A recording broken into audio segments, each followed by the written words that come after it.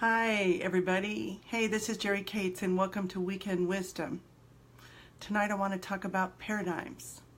So paradigms, there are a multitude of habits that are in your subconscious mind. And they're lodged in your subconscious mind, and they come from so many places, from our whole life. So they start early, okay? So think about, I made little pictures, okay. Here's the conscious and the subconscious mind, okay? So think about that and hold on to that because we're going to come back to it. The subconscious mind, when you're a baby, you really just have the subconscious mind, right? Just the lower half. So you're just taking in things. As we grow older, we actually have choices. So let's talk a little bit about the conscious mind. So it gathers information, it thinks, it reasons, it has free will. Let's see, decides how much money you make, what relationships you have, and how you look physically, okay? And now the subconscious mind, it controls our behavior. It's our power center. Emotional mind lives here, expresses through feelings, behaviors, and fixed ideas. And then as a thought is accepted from the conscious mind, it goes to the subconscious mind, and then you form habits out of it. So imagine as a baby, you just have the subconscious mind, right? Just the lower half, and it's filling up with all the things that our caregivers say, the experiences, and the meaning we make of it based on, as we grow, the information we have. We start to develop the conscious mind, but in the beginning, it's really you're just receiving all this information. So some of the information's good, and some of them isn't good, or it isn't positive. Like if a parent tells us you'll never amount to much, that goes into the subconscious mind, and we take that in, and then we make our decisions based on that belief, right? So if you think back of the things you were told or the meanings that you made of things when you were small, look at the patterns. And I've used this example before. There was, I had a caregiver who was abusive. This caregiver was hard to please. So I got in the habit of being a people pleaser, right? And all the adults when I was growing up just thought I was amazing, right? But as I look back on my life, I realized that I continued that people pleasing to where I was leaving myself behind. And that's codependency, but that came out of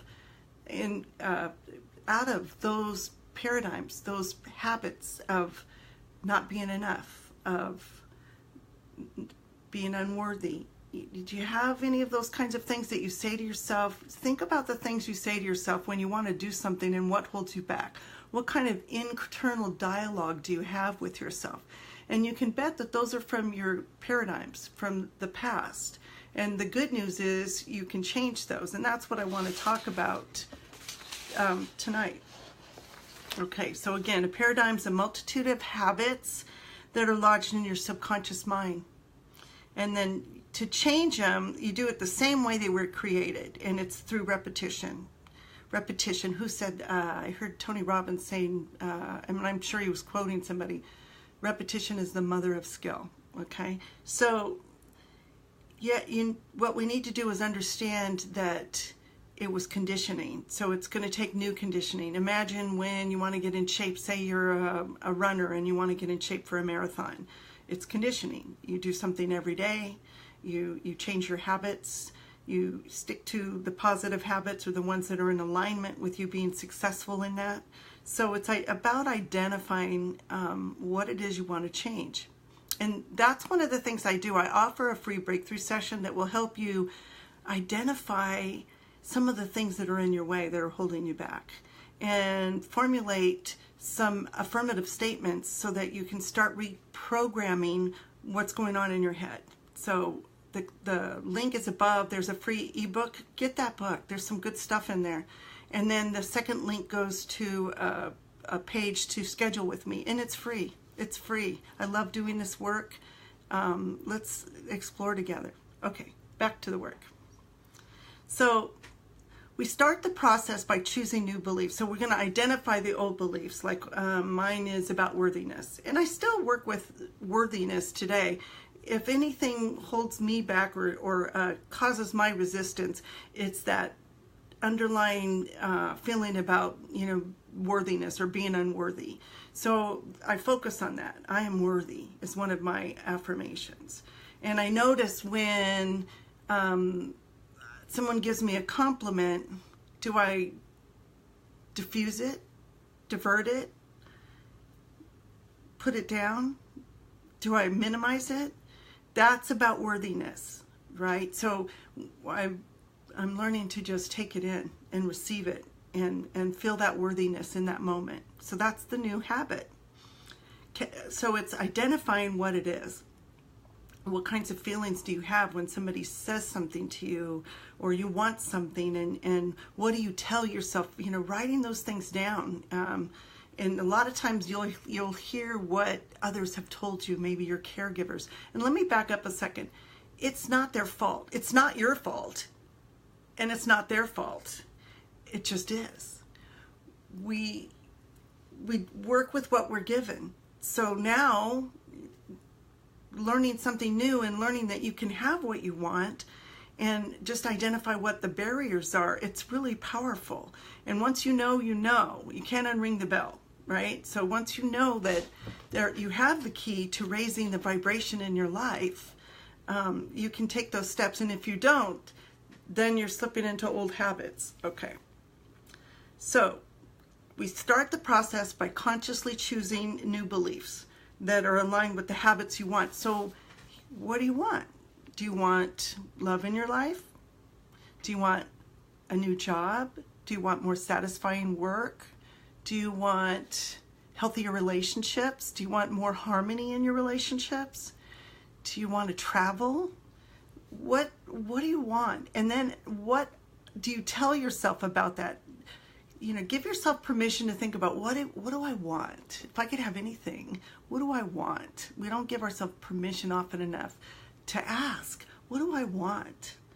And then listen to your inner voice and what it says. Does it say you can't have that? You're not enough?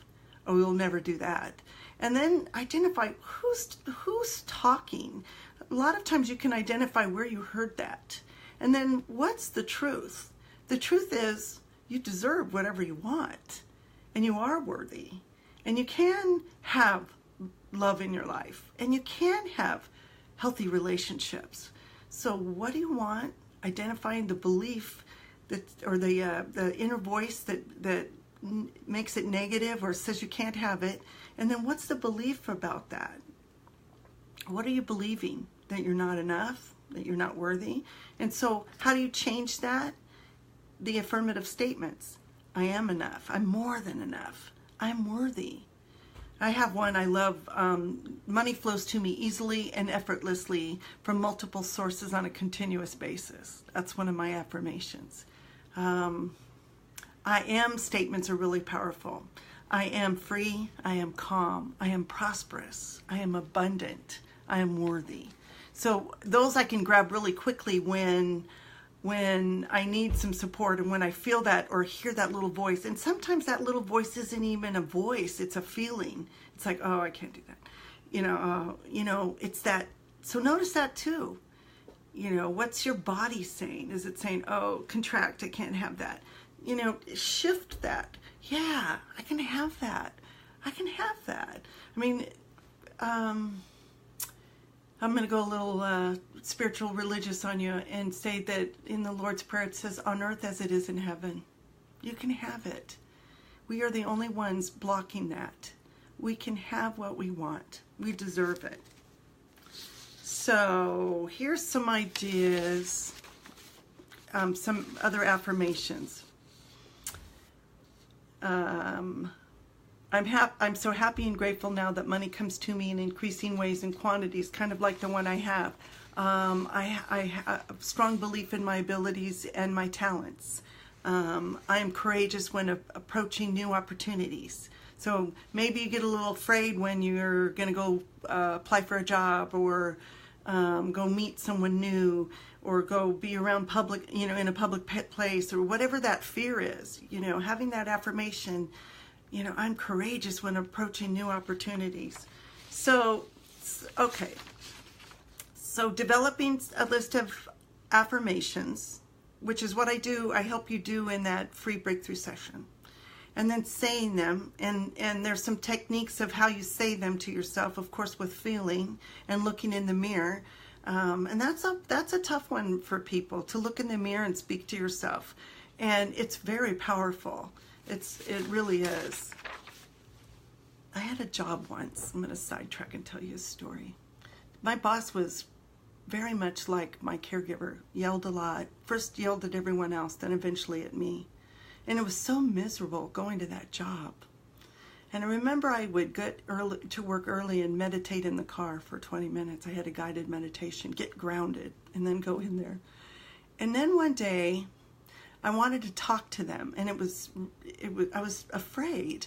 But I went in the bathroom, and I said a bunch of affirmations in the mirror. And when I came out, I told the husband, it was a husband and wife, it was a printing company in Oakland. And I asked, could I talk to you guys in the office for a few minutes? And he looked stunned. And that mirror work gave me the courage to ask them, can I talk to you? And then get in there and say, I really like you guys and I want to like working here, but lately it's been hard. And I laid out the things that were the problem. I get yelled at when these customers call. There's a lot of blame. So what they did was they came up with a solution that they would separate, and I would handle retail and they would handle wholesale. Well, when someone would call, I held them to it. I would go to the boss and say, hey, so-and-so's on line 1 and it's a wholesale account. Anyway, she'd say, oh, tell him this or tell him that. And I would say, that's a wholesale account and you guys are handling wholesale. And I'd walk away. Do you know they paid me to leave that job? They paid me 3 weeks salary to leave that job because I held to my courage.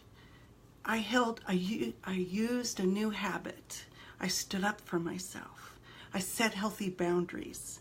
So that's what I mean by setting new paradigms, because in the past it would have been, oh, I'm just gonna, be quiet and try to stay out of trouble. And it was like, no, this is not okay. And we've got to work out a solution. So anyway, there's a little side story, and that's about facing adversity with courage, and being calm and doing some mirror work first and maybe some grounding meditation in the car before you go in, but doing the prep work, doing something that's different than what you've done.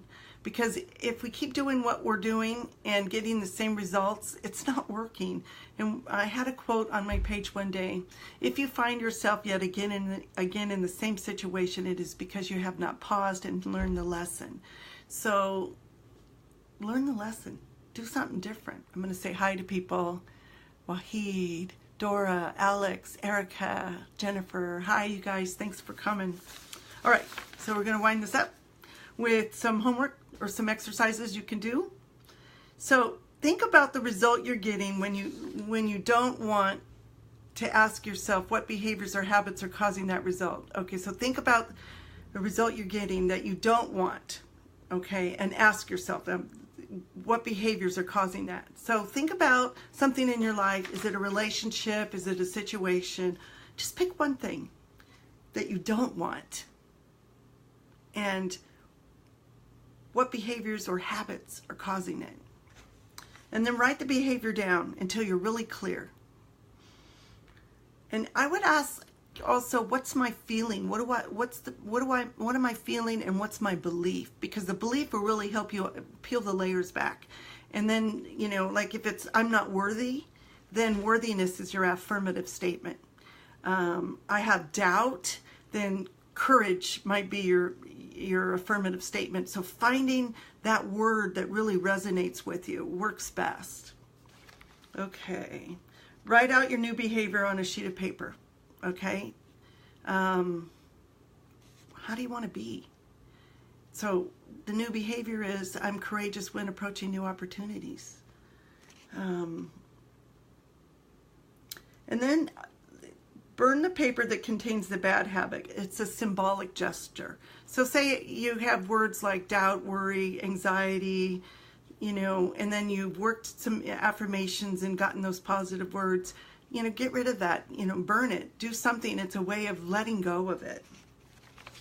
And then say your affirmations. I told somebody once, or many times, I say them every hour. And they'll look at me sometimes and say, that's a lot of work. Well, if you're committed to change, you'll do what it takes to have the life you want. So what are you committed to? So write out your positive statements. Sorry about that. Take a look at what is it you want to change in your life. Okay. So again, I offer a free breakthrough session. There's a link here and a book. When you sign up for the book, I'm going to send you an email and invite you to my private Facebook group, and we're going to start going through that book. So you got a bunch of choices here to change your life. Free ebook, Change Your Mind, Change Your Life. Free breakthrough session. I'll help you get your affirmations, and we'll go from there. Anyway, I'm Jerry Cates, and thank you for joining me. I'll be back next Sunday. If you have any questions, anybody have any questions? I can't see any questions. So if there's something you want to talk about, something about making your life better, how to really figure out what it is, what's your life purpose, Here's a good example or a good exercise. What do you want your legacy to be? These are all things to think about. And you know how you find that out? You write down what you want others to say about you at your celebration of life. I'm here to make a difference. I'm the Courage and Grace coach. Let's see if I have. And I say I move through life with courage and grace. Courage for the strength to face adversity, emotional pain, and the unknown. Grace as the spirited freedom that arises from living in harmony with yourself. I'm Jerry Cates. Hey, make that breakthrough session or that book, and I'll be talking to you. Bye.